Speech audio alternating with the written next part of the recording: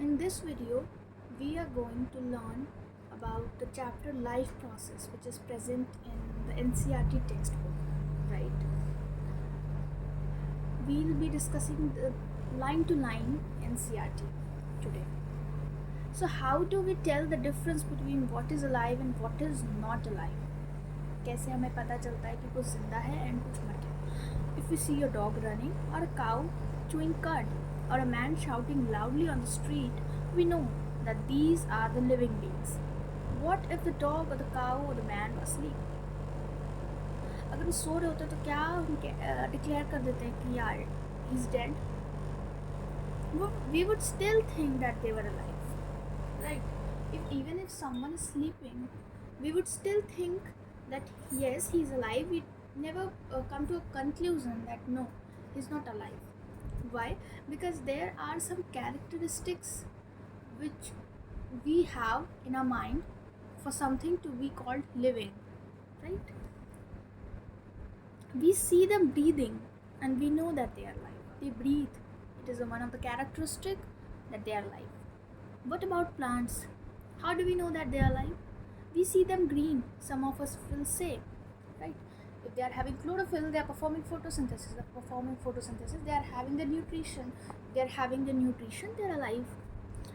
They are performing respiration because the stomata is present, because they are green. They are chlorophyll. They are changing the light energy into the chemical energy. So that's why we can say that plants are alive, right? How do we know that they are alive? Yeah, we've done this. But what about plants that have leaves of colors other than green? We know that there are some plants which have other colors than green. They grow over time, so we know that they are alive. Growing is one of the characteristic of what? Being alive. In other words, we tend to think of some sort of movement, either growth related or not, as common evidence for being alive. The characteristic कि हाँ ये होगा तो ये जिंदा है, ये नहीं हो रहा है तो that's he's dead. But a plant that is not visibly growing is still alive, and some animals can breathe without visible movement. So using visible movements as the defining character of life is not enough, right? So we can't say if someone is not moving, so we can't see someone breathing, doesn't mean that yeah, he's not alive. That will be very wrong to say this, right? Movements over very small scales will be invisible to the naked eye. Movement of molecules, for example, if this invisible molecular movement necessary for life? If we ask this question to professional biologists, they'll say yes. In fact, viruses do not show any molecular movement in them. Do they show? No.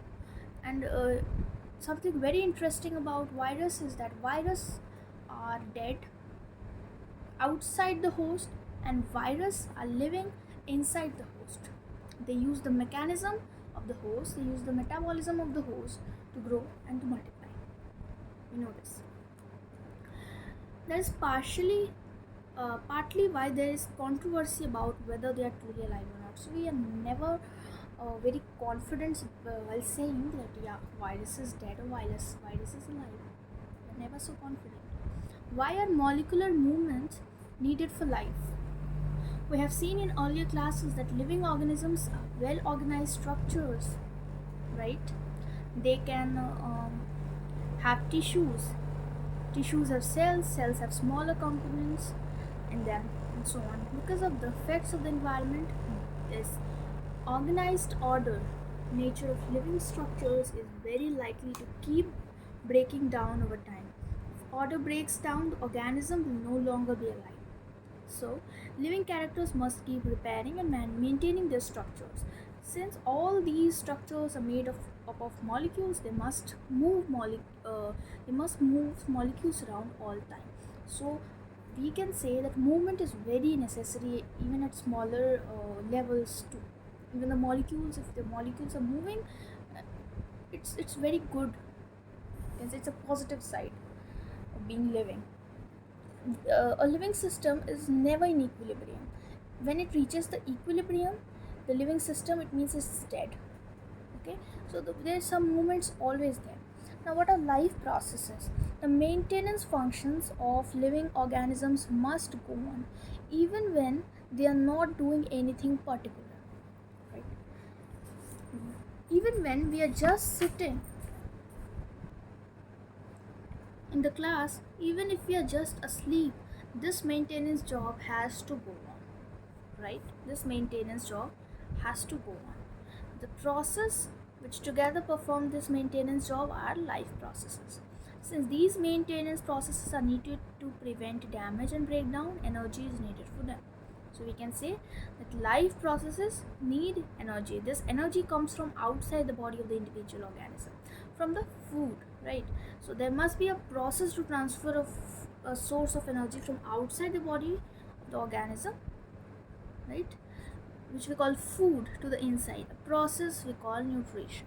The nutrition is used for the energy. This is the introduction part. In detail, we are going to study everything in very detail in the proceeding chapter, but here we are just getting the introduction of everything we are going to study. So we got to know that nutrition is needed for energy, where the food needs to be taken from outside to inside. If the body size of the organism is to grow, additional raw materials will also be needed from outside. Right? Since life on Earth depends on carbon-based molecules, most of them carbon-based molecules. Most of these food sources are also carbon-based. So food needs to be carbon-based because a question may come here that life on Earth depends on which kind of molecules. So it's carbon based molecules, right? Now, depending on the complexity of these carbon sources, different organisms can then use different kinds of nutritional processes. The question comes, why are different kinds of organisms using different nutritional processes? It is because every organism has different type of complexity. If an amoeba starts eating food that we eat, first of all, they don't have a digestive system, right? So they'll not be able to digest it. I think they'll not be able to even engulf it. So is that possible? So depending on the complexity of the organism, the complexity of the food also increases. Got it? The outside sources of clear till here.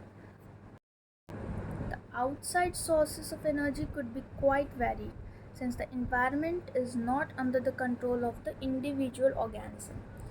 These sources of energy therefore need to be broken down or built up in the body and must be finally converted to a uniform source of energy that can be used for the various molecular movements needed for maintaining living structures. Got it? The sources of energy, जो sources of energy वो भी बहुत varieties की है.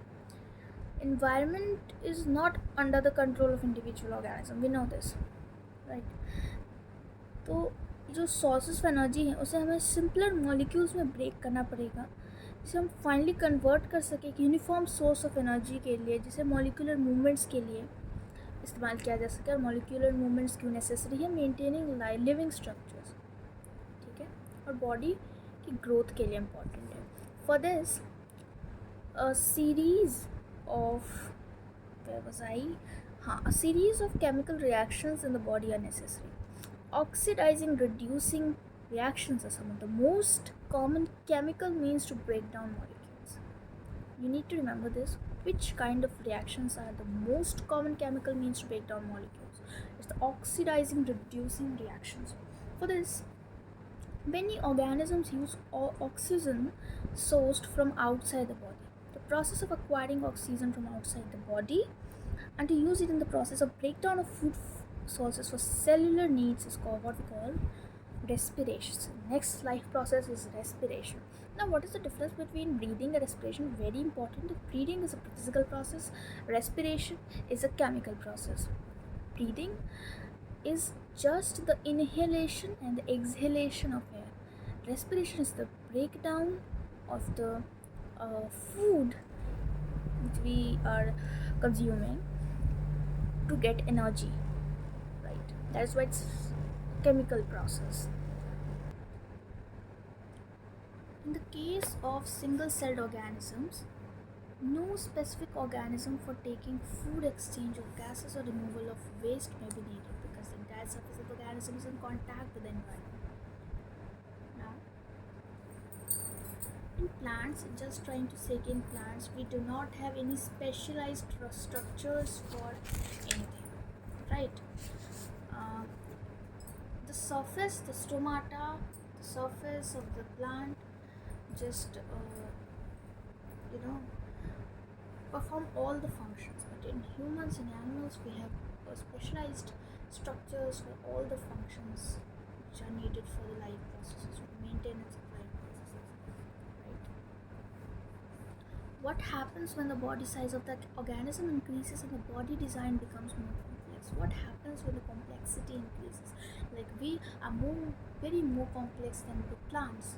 So what has happened? We got a more defined structure, more specialized and more complex structure for digestion, for respiration, for transportation, for excretion, for everything. In multicellular organisms, all the cells may not be in direct contact with the surrounding environment. Thus, simple diffusion will not meet the requirement of all the cells. Amoeba do not have any specialized structure for respiration. But it's a unicellular organism, so the whole cell is in contact with the outside environment. Is our every cell, each cell of our body is in contact with the environment directly? No. So can the process of diffusion perform all the functions needed? No. So we need a specialized structures, right? So we are done with this paragraph 2. Now the last paragraph says that we have seen previously how in multicellular organisms various body parts have specialized in the functions they perform, right? We are familiar with the idea of these specialized tissues and with their organization in the body of the organism. It is therefore not surprising that the uptake of food and oxygen will also be the function of specialized tissues. Okay. However, this poses a problem since the food and oxygens are now taken up at one place in the body of the organism while all of the parts of the body need them. Now, we are taking food in the stomach, right? We are taking food in the stomach, but every cell needs the food. So we need a transportation system to transport the energy which is utilized from the food and provided to all the cells, right? So we need a transportation system here. So the paragraph is talking about transportation system. So this situation creates a need for transportation system, right? Carrying food and oxygen from one place to another in the body. Okay. When chemical reactions use the carbon source and oxygen for energy generation, they create byproducts that are not only useless for some cells, it could also be harmful. Some toxic substance in our body needs to be removed. For example, the urea is very toxic. The ammonia, the uric acid, these substances, these chemicals are very toxic and should not be present in any organism's body. So therefore, organisms excrete them. Organisms get rid of them by the process of excretion. Plants also perform excretion, right? These waste byproducts are therefore needed to be removed from the body and discarded outside by process called excretion, right? If the basic rules for body design in multicellular organisms are followed, a specialized tissue for excretion will be developed, which means for the transportation system will need to transport waste away from cells to the excretory tissue. Now, transportation also transports some excretory substance to the excretory organ, and then excretory organ performs the process of excretion. Yeah, right? Now, we'll study each and every process in detail. So we'll discuss it in the next video. Let's discuss all these questions which are given here. Why is diffusion insufficient to meet the oxygen requirements of multicellular organisms like humans? Because All the cells of humans is not in the direct contact with the environment. Human is a multicellular organism. Humans are a multicellular organism, so therefore all the cells are not in direct contact with the environment, and therefore simple diffusion cannot meet the requirements of the body. What criteria do we use to decide whether something is alive? What is the criteria? There are many criteria. Is it breathing? Is it moving? Is it growing? So you can mention some of the criteria. What are outside raw materials used for an organism? These raw materials are food. This food is taken inside and converted to energy, utilized for energy. What process would you consider essential for maintaining life? Which process is essential for maintaining life? These are life processes. Life processes are very important to maintain life. The nutrition, the respiration, the transportation, the excretion, everything. Right? What processes? So you mention all the processes there, and collectively life processes. So thank you very much. We'll continue in our next video. Please like, share and subscribe. Thank you.